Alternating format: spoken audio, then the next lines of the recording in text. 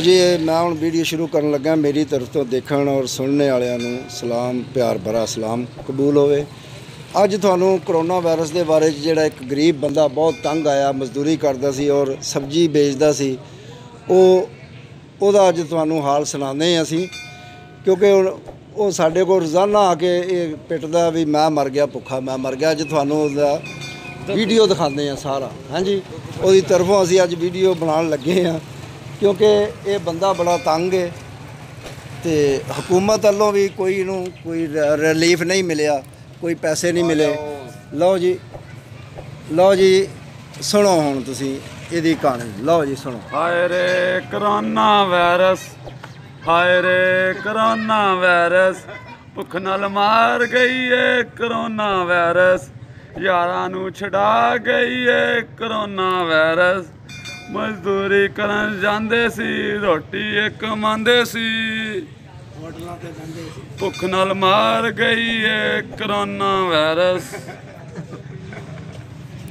जिन्नू मिलदे सी चाह पानी पुछदे सी, जिन्नू मिलदे सी चाह पानी पुछदे सी, इलाके दे होटल ते असीं बहिंदे सी।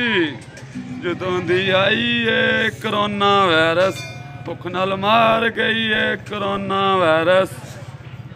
भला होवे इमरान खान दा अहसास प्रोग्राम चलांदा है, 12,000 रुपये गरीबां नूं देंदा है, साडा ओहदे च भी नाम नहीं आया।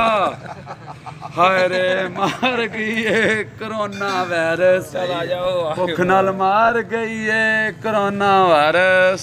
छड्ड गए ने अपने भी, छड्ड गए ने गैर भी, जदों दी भुख आई है हाय रे मार गए करोना वायरस। नानी भी पुछदी सी पुत केले खा लेगा कि सेब खाएगा, हुण नानी भी छड्ड गई है जदों दी आई है करोना वायरस, भुख नाल मार गई है करोना वायरस। ए लाके वगैरे हसदे ने, मजाक मेरा उडांदे ने, इलाके वगैरे हसदे ने, मजाक मेरा उडांदे ने। इन्हां नूं की पता होए जदों दी की हुंदी है करोना वायरस।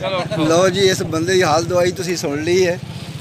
और इस मुल्क दे विच लॉकडाउन वगैरह बहुत कम है, क्योंकि देखो पूरी सड़क के उत्ते जिहड़ा ना जी मोटरसाइकिल रिक्शे सब चीज़ां जिहड़ियां ना जी चल रही ने। हाँ जी, और हर बंदा टोलियां की शक्ल दे विच बैठा ते कोई इत्थे करोना का समझ नहीं आ रही भी करोना है या नहीं है।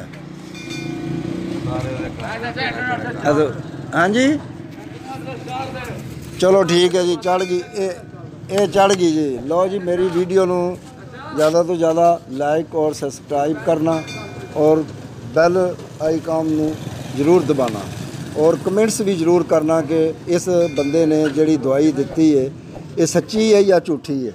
हाँ जी, हुकूमत तो बड़ा कुछ कर रही है, 12,000 रुपया एहसास प्रोग्राम के तहत कर रही हर बंदे नूं, और मिल भी रहा। एहसास प्रोग्राम साढ़े इत्थे चल रहा, एहसास प्रोग्राम जिहड़ा ना जी वो बहुत अच्छा चल रहा। मोहम्मद सदीक है साढ़े ये एहसास प्रोग्राम नूं डील कर रहे जे।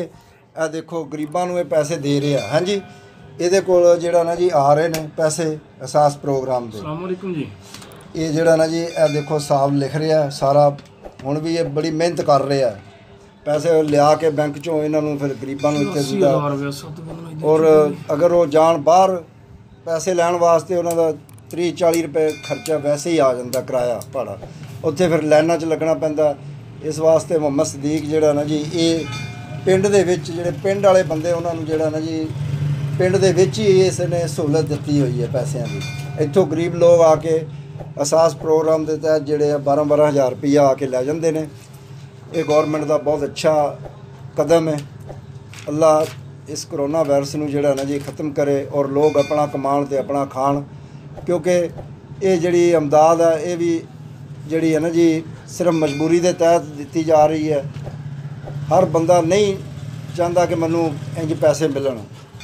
ज़्यादातर लोग यही चाहते हैं कि असीं अपने हत्थ दी मजदूरी करके खाइए, लेकिन ये हुण मजबूरी है। गौरमेंट भी बड़ी मदद कर रही गरीबां दी, क्यों जी सदीक साहब? जी बिल्कुल, क्यों नहीं जी, गरीब आदमी की गौरमेंट कर रही है।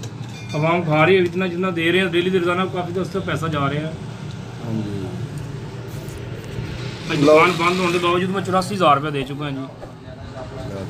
ਅੱਛਾ 84,000 ਰੁਪਇਆ ਤੁਸੀਂ ਦੇ ਚੁੱਕੇ ਹੋ। भाई दुकान सारा दिन बंद है, 2 घंटे दुकान सारी खोली है जी। ਲਓ ਜੀ ਇਹ 2 ਘੰਟੇ 'ਚ ਇਹਨੇ 84,000 ਰੁਪਇਆ ਗਰੀਬਾਂ ਨੂੰ ਜਿਨ੍ਹਾਂ ਦਾ ਆਇਆ ਸੀ ਉਹਨਾਂ ਨੂੰ ਦੇ ਛੱਡਿਆ। ਹਾਂਜੀ ਤੇ ਗਵਰਨਮੈਂਟ ਬਹੁਤ ਅੱਛਾ ਕੰਮ ਕਰ ਰਹੀ ਹੈ। ਤੇ ਮੈਂ ਹੁਣ ਆਪਣੀ ਇੱਥੇ ਵੀਡੀਓ ਖਤਮ ਕਰਦਾ। ਮੇਰੀ ਤਰਫ ਤੋਂ ਸਾਰਿਆਂ ਨੂੰ ਸਲਾਮ। ये 20 भी